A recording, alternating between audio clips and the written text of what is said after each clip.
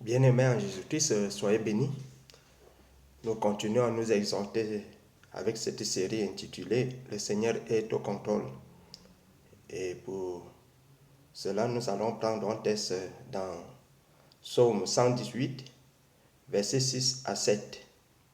Mais avant cela, nous élevons vers notre Père Dieu un mot de prière. Éternel notre Père Dieu, nous te disons grand merci encore pour cette opportunité que nous accorde de pouvoir nous encourager avec ta parole.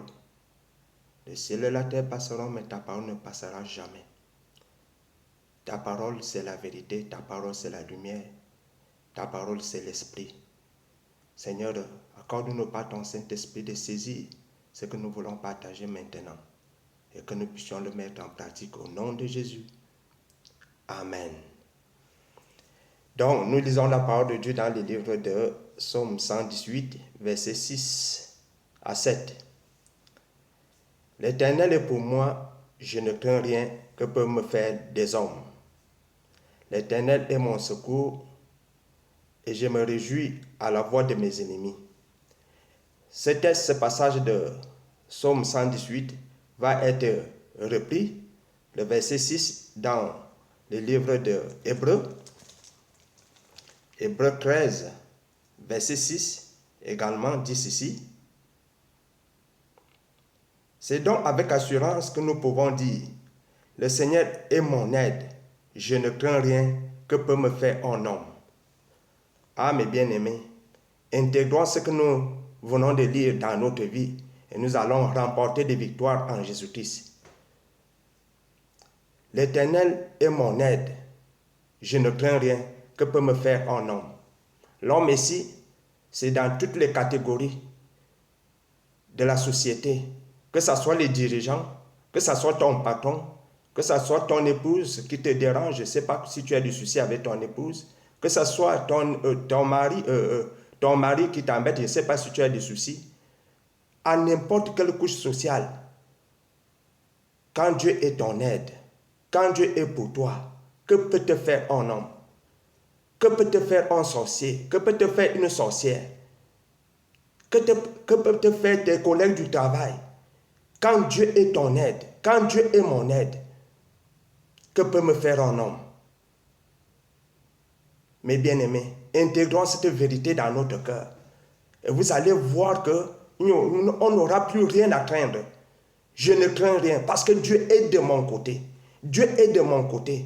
Et la parole de Dieu continue à dire, si Dieu est pour nous, qui peut être contre nous? Si Dieu est pour nous, qui peut être contre nous?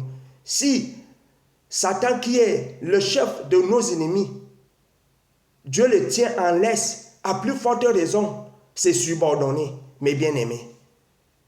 Si Dieu tient en laisse Satan, c'est quoi l'homme alors face à nous, face à ce Dieu-là qui est de notre côté? Ah, c'est pourquoi, mes bien-aimés, n'ayons pas peur, ne craignons pas devant les hommes, même devant n'importe quel ennemi, parce que Dieu est de notre côté. Ce n'est pas en réalité nous qui combattons, mais c'est Dieu qui prend notre défense pour nous défendre, parce que nous avons mis en lui notre confiance. Nous sommes peu de choses devant ce Dieu. Quand nous reconnaissons notre petitesse, quand nous reconnaissons que nous ne sommes rien, mais que Dieu est tout pour nous, et que nous nous abandonnons entièrement entre ses mains, Dieu délivre les malheureux. Dieu délivre les malheureux. Le malheureux, c'est qui? C'est celui qui reconnaît qu'il est peu de choses aux yeux de Dieu. C'est lui qui s'humilie devant Dieu. Et la Bible déclare que Dieu délivre les malheureux en les glorifiant. En les glorifiant. Dieu va te glorifier devant tes ennemis par la délivrance qu'il va t'accorder. C'est pourquoi, mes bien-aimés, cette vérité doit être intégrée dans notre vie. Savoir que Dieu est notre aide. Que peut nous faire l'homme? La vie de tout homme est entre les mains du Seigneur. Il détient le cœur des rois.